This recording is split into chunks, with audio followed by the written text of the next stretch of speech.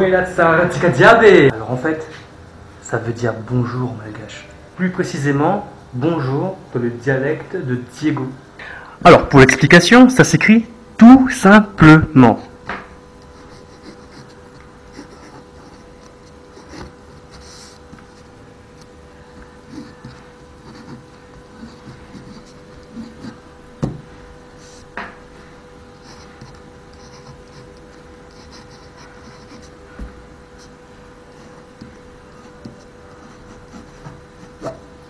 C'est pas compliqué. Buena Tsara Tikadiabe. Ça y est, je suis enfin arrivé à Diego Suarez. Puis honnêtement, il était temps qu'en un an. Franchement, pour la petite explication, on va dire que mon arrivée à Diego Suarez ne s'est pas véritablement passée comme je le pensais. Très franchement, j'ai été pas mal déçu quand je suis arrivé. Parce qu'en fait, en arrivant, je m'étais fait tout un film sur ce que pouvait être cette ville. Quand on va voir des vidéos ou quand on va voir des images sur Google, sur Internet, on voit tellement de choses, tellement magnifiques, tellement belles. On se dit, waouh, ça y est, c'est bon, je vais être dans la ville de rêve, quoi. Mais en fait, ça s'est pas du tout passé comme ça en arrivant ici. Mais alors, pas du tout. Moi, Diego, j'ai toujours pensé que c'était une très grosse ville. Et bien en fait, non, pas du tout. En fait, Diego, c'est plutôt une toute petite ville. Tout dépend de ce qu'on entend par grosse ou petite ville, bien entendu, pas de souci là-dessus. Mais en vérité, à Diego, tu as une grande route, la route principale, et c'est ça la ville, en fait. Et c'est là où il y a tous les magasins un peu occidentaux, on va dire. Mais bon, ça me dérange pas, moi je suis venu ici pour me faire dépayser, donc je suis pas là pour avoir également la même chose à Paris qu'à Madagascar. Ça aurait pas de sens. Alors du coup, j'ai dû me faire une raison. Et petit à petit, j'ai fini par me dire que finalement, ça a son charme. Honnêtement, ça a son charme. Et puis au fur et à mesure, petit à petit, on finit par rentrer dans l'état d'esprit de Diego Suarez. Ici, les choses sont vraiment différentes. Vraiment, vraiment, vraiment différentes. Autant on peut avoir un mode de vie à Tananarive, autant en Diego, ça n'a rien à voir. Mais alors, une chose, les moustiques. Alors ça, les moustiques ici,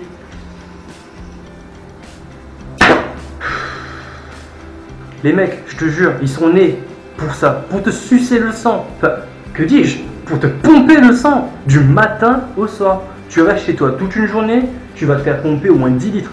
Bon alors du coup, on est obligé de dormir avec des moustiquaires. Tadam! Mais le truc, c'est que ces fils de moustiques, en fait, ils viennent et ils se cachent à l'intérieur de la moustiquaire, tu vois. Ils se mettent là. Ils se mettent bien dans les petits plis, là, comme ça. Là. Tac. Ils se mettent bien dans les petits plis, comme ça, le soir. Hop là, quand tu rabats ta moustiquaire, et ben le garde-manger, il est déjà dedans.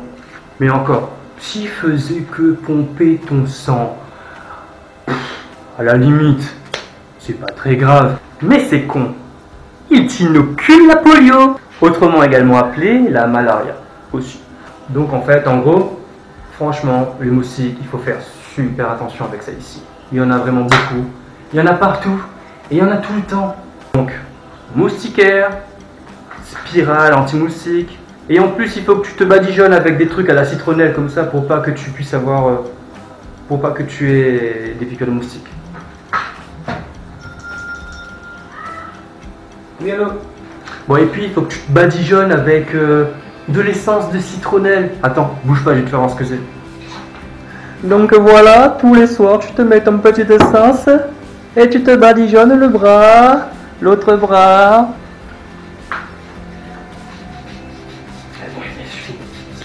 Autant bien le mettre maintenant. Voilà, ça c'est fait. Sinon, question de boulot. Ça fait une semaine que je suis là et franchement, je suis pas déçu de mon taf.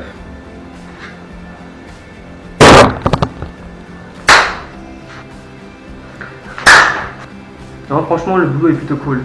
Les collègues sont vraiment sympas.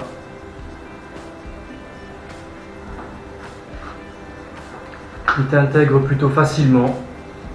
Et en même temps, ils ont une mentalité qui est vraiment très humaine. Et c'est l'une des choses qui te choque vraiment positivement en arrivant ici.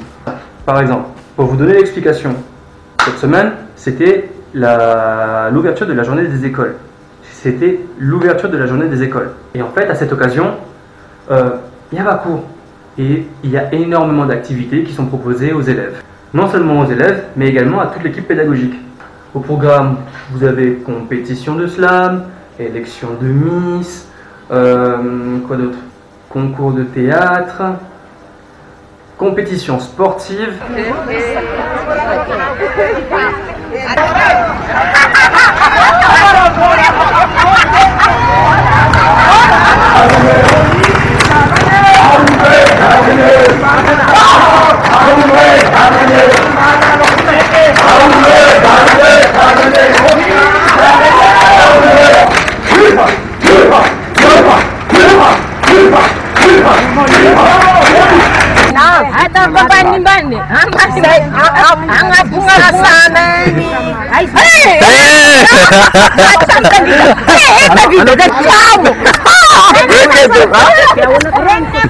Beaucoup de compétitions sportives, ils aiment beaucoup ça ici. Puis d'une manière générale, ouais, c'est la fête quoi. Et ce qui me permet de rebondir sur les fêtes que nous on a fait en tant que professeur. Et les fêtes, voilà, les fêtes, mais c'est juste magnifique ici.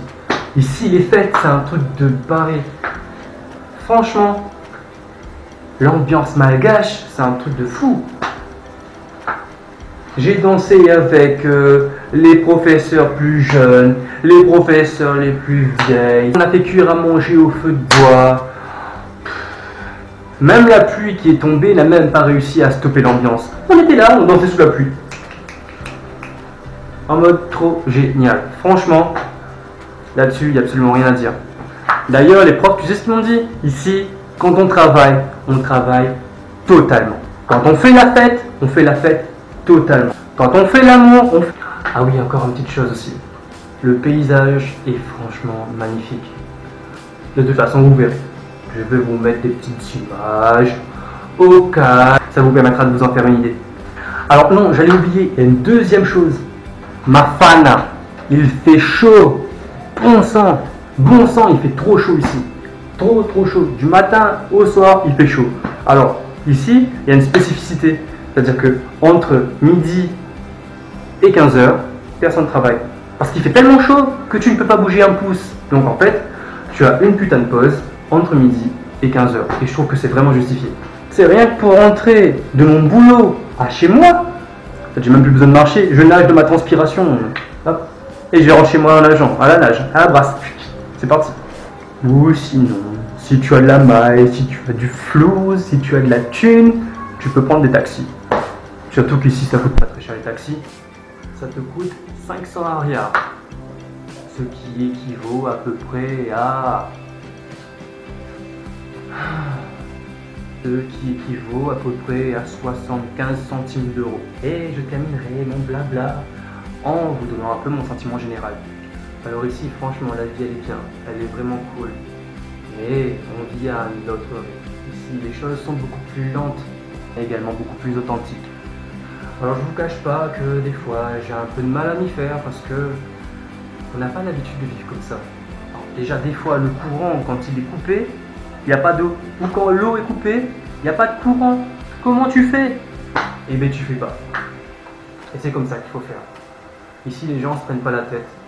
Ils vivent vraiment au jour le jour et ils prennent tout de façon très positive. Et je crois que c'est une très grande leçon de morale. Et il y a également certaines personnes de mon entourage qui me manquent. Ça, je pense que c'est inévitable. Je pense que les personnes qui verront cette vidéo se reconnaîtront. Voilà, c'est tout pour moi. N'hésitez pas à mettre un pouce bleu si vous avez aimé cette vidéo. N'hésitez pas à partager, abonnez-vous à ma chaîne YouTube pour pouvoir être directement les premiers à pouvoir voir mes nouvelles vidéos. Et partagez-les avec tous vos amis. C'est pas vrai, fais pas ça, je te jure. Je m'en bats complètement les couilles. Mais comme ça.